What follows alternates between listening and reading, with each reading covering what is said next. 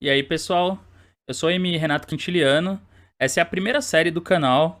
E para essa série, eu decidi mostrar algumas partidas que eu considero bastante instrutivas, são partidas muito famosas e algumas das minhas preferidas. Mas eu também considero elas partidas instrutivas e muito importantes para aprender vários conceitos do xadrez. Portanto, eu decidi chamar essa série de Partidas que todo enxadrista deveria conhecer.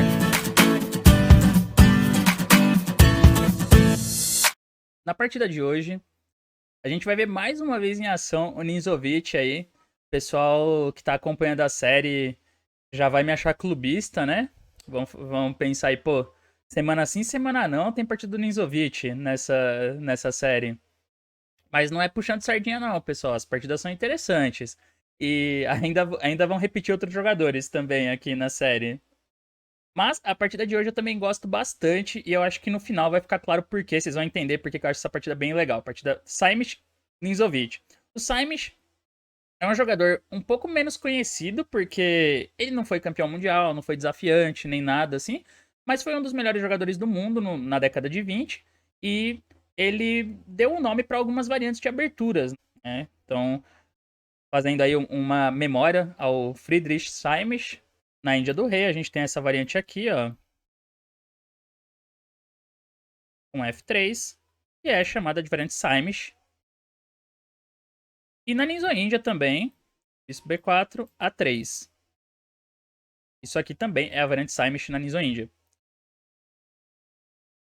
Bom, essa partida que foi jogada em 1923 não foi uma. O Ninzovic começou com a ordem da Ninja Índia, mas não foi a Ninja Índia, foi cavalo F3 e aí virou uma Índia da Dama. Então, na Índia da Dama, as pretas fianquetam o bispo em B7, né? A Índia do Rei fianqueta lá do outro lado. B7, cavalo C3, roque, roque. E aqui o Ninzovic jogou D5. Cavalo E4 é o lance principal, evitando colocar peões no centro por hora, né? Que é a ideia principal do hipermodernismo. Tentar jogar com as peças no centro, mantendo o controle sem dar alvos para o adversário. Mas o Ninzovic jogou D5, agora a gente já tá numa posição bem mais parecida com uma catalã. Cavalo E5, é um lance bom, né? Começando a pressionar a diagonal aqui. E o Ninzovic decidiu jogar com C6. Aqui o Simic cometeu uma imprecisão. Mas bem natural, acho que um lance que qualquer um faria hoje em dia seria E4. Você coloca mais pressão em D5 e tenta ganhar espaço, né? Tenta forçar uma concessão das pretas, como por exemplo D por E4, que claramente trabalha em favor das brancas nessa posição, né? Fica com vantagem de espaço no centro. Mas o Simic simplificou ali, C por D5, e aí o Ninzovic tomou de C. Isso já dá uma certa estabilidade para as pretas no centro. Agora fica bem mais difícil das brancas jogarem o E4, a não ser que isole o peão de D4, que também não é tão legal. Bispo F4. Ele fez um A6 aqui, só para evitar um cavalo B5 ali, alguma graça nas casas pretas, né? E agora jogou torre C1. Esse é um lance um pouquinho descuidado. O A6, além de evitar cavalo B5, tem claramente uma ideia de expandir na ala da dama. Então ele poderia ter feito A4, né? Quando ele joga torre C1, o Ninzovic consegue ganhar um pouco de espaço com B5. Dama B3. E agora ele continuou com o cavalo C6. Eu me lembro, vendo essa partida, né? A primeira vez que eu vi ela comentada, que no livro que eu estudei, tava escrito que nesse momento o Simic aqui ele caiu numa frase que é famosa do Ninzovic, inclusive, que diz o seguinte: no xadrez, muitas vezes a ameaça é mais forte que a execução. Então, quando ele joga cavalo C6, o Ninzovic ele tá ameaçando o cavalo D4. Só que ele também tá ameaçando o cavalo A5 e cavalo C4. Que era justamente a ideia inicial quando ele joga A6 ali, B5, depois desenvolver e levar um cavalo para C4, para ter um pouco de pressão na ala da dama. As brancas aqui provavelmente ficaram um pouco incomodadas com essa ideia e decidiram simplificar o jogo, com o cavalo por C6. Mas essa é uma jogada um pouco duvidosa, porque o cavalo das brancas que estava em E5, ele tinha já feito dois lances aqui, né? E ele faz um terceiro para trocar em C6. Enquanto isso, o cavalo das pretas acabou de ser desenvolvido. E o cavalo de E5 ele estava numa posição um pouco mais ativa, enquanto o cavalo do Niso tinha acabado de ser desenvolvido ali, né? Tinha acabado de entrar no jogo. Torre FD1 era um lance normal para defender D4, mas as pretas jogam torre C8, então ok. Provavelmente aqui a melhor continuação para as brancas era cavalo por D5, criando uma ideia tática, né? A ideia tática aqui é recuperar em C6 a peça, com a torre e o cavalo atacando C6. Então, provavelmente, seguiria cavalo por D4, dá um contragolpe, né? Cavalo por E7 é cheque, dama toma, agora tira a dama, bispo G2, rei G2 e torre D8, um jogo equilibrado. As pretas não estão piores, mas também não tem vantagem. Isso aqui seria a melhor continuação. A impressão que dá vendo essa partida é que depois de cavalo por C6 e bispo toma C6, as brancas perderam um pouco o rumo aqui. O Simish ele não conseguiu encontrar um plano bom nessa posição. Então ele começou a fazer lances que não tem muito sentido. Por exemplo, agora ele jogou H3 aqui. Essa é uma jogada que não dá pra entender qual que é o plano por trás, né? Será que as brancas queriam jogar G4? Eu acho difícil. Não acho que ele queria jogar G4 aqui. Então não tem muito sentido pro H3, né? É simplesmente uma perda de tempo. Em vez disso, tinha uma ideia mais concreta, que era cavalo E4. Parece um lance meio louco, né? Porque o cavalo fica no ar, só que ao mesmo tempo ele tá atacando o bispo. Então, como ele ganha esse tempo atacando o bispo, ele pode tentar levar o cavalo para C5. Mas a partida seguiria D por E4, torre C6, dama D4 e torre D1. É uma variante que não é tão óbvia essa, mas as brancas têm compensação, né? Elas ficam com o par de bispos e a posição bem ativa das torres aqui pelo peão. Sem falar que o peão em E4 é fácil de recuperar depois. Então, essa seria provavelmente a melhor jogada, que é a melhor ideia para as brancas. O problema é que depois de H3, o Ninzovic ele joga dama D7, um lance bem tranquilo de desenvolvimento, bem normal. E agora não tem mais o golpe, né? Não tem cavalo E4 ali porque o bispo não tá no ar mais em C6. Aqui continua fazendo lances meio sem sentido, né? RH2 também não dá pra gente entender bem. E aí ele começou a progredir já de pretos. Aqui o Ninzovic percebeu que o adversário não estava entendendo muito bem a posição, não estava com uma ideia construtiva, nada assim. Então ele começa a tentar, né, melhorar o jogo dele. Ele joga cavalo H5.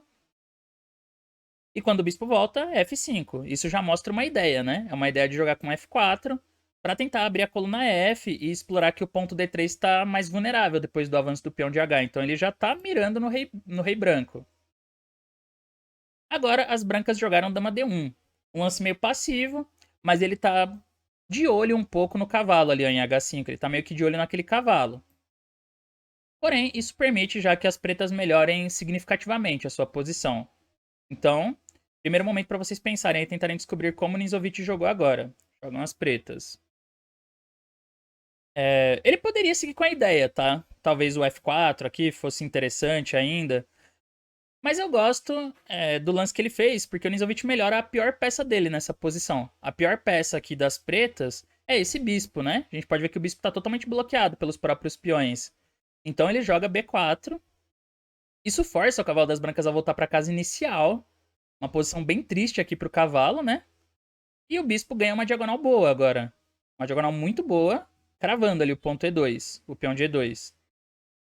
Agora as brancas jogaram torre G1 para sair da cravada. O Simish, ele fez esse lance pensando que ele tinha uma ideia inteligente em mente também, que ele tinha um recurso aqui.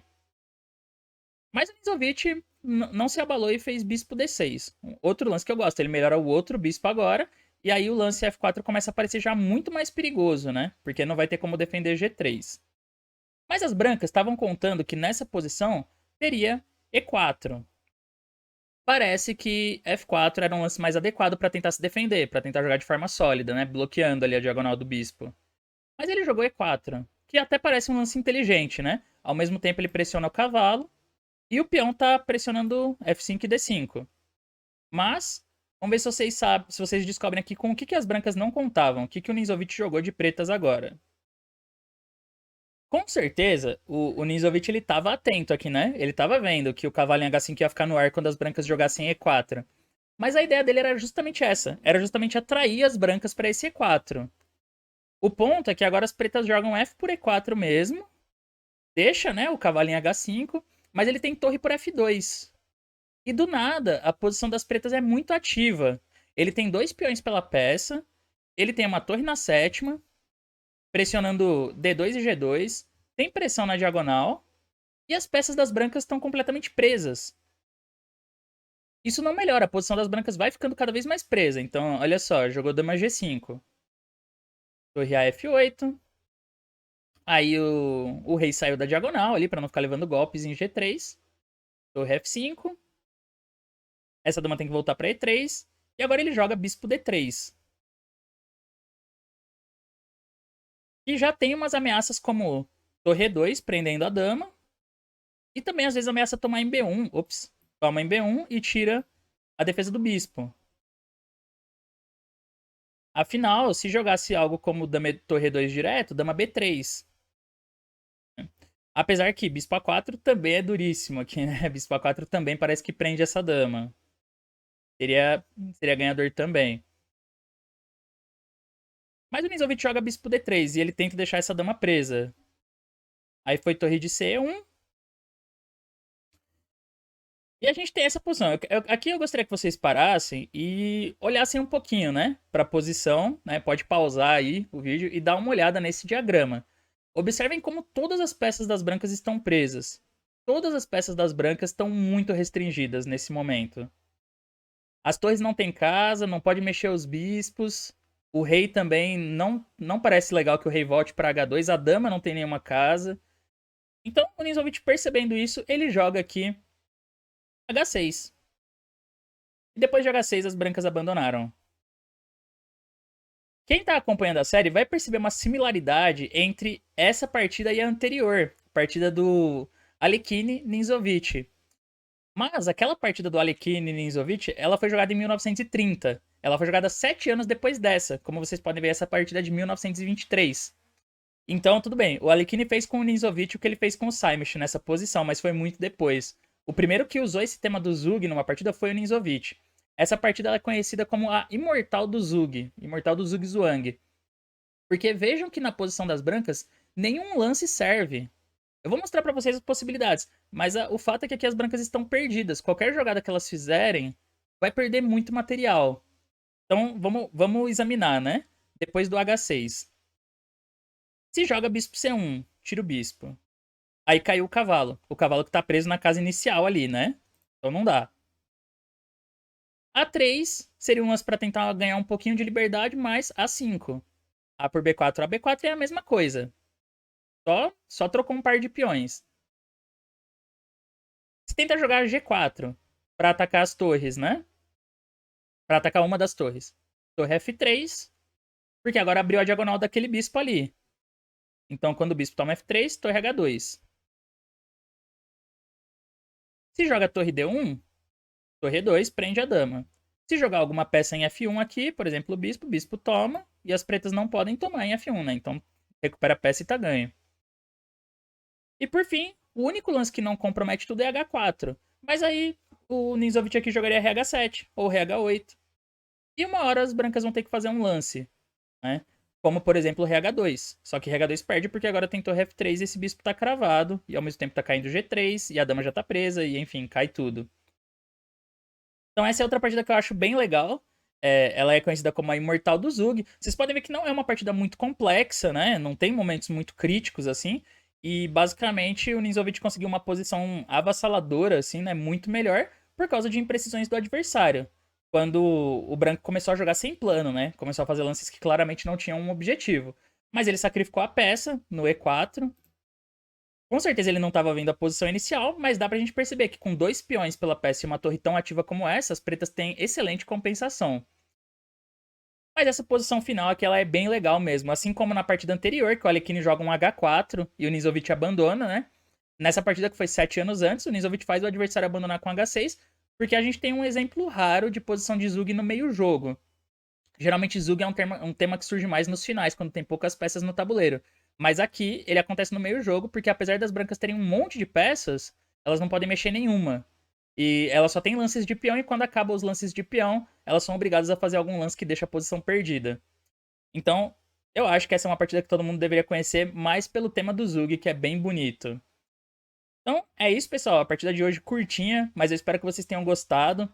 Se você gostou, deixa o like no vídeo. Não se esquece de se inscrever no canal para continuar recebendo conteúdos como esse. Dá uma olhada na playlist, a gente tá com várias partidas interessantes. Já pega lá do começo, se você chegou agora, dá uma revisada nas primeiras partidas, que são todas bem instrutivas. E deixa aí nos comentários a sua opinião. Você já conhecia essa partida? Se você não conhecia, o que você achou, né? Gostou das análises? Se tiver alguma sugestão para melhorar também as análises, o vídeo.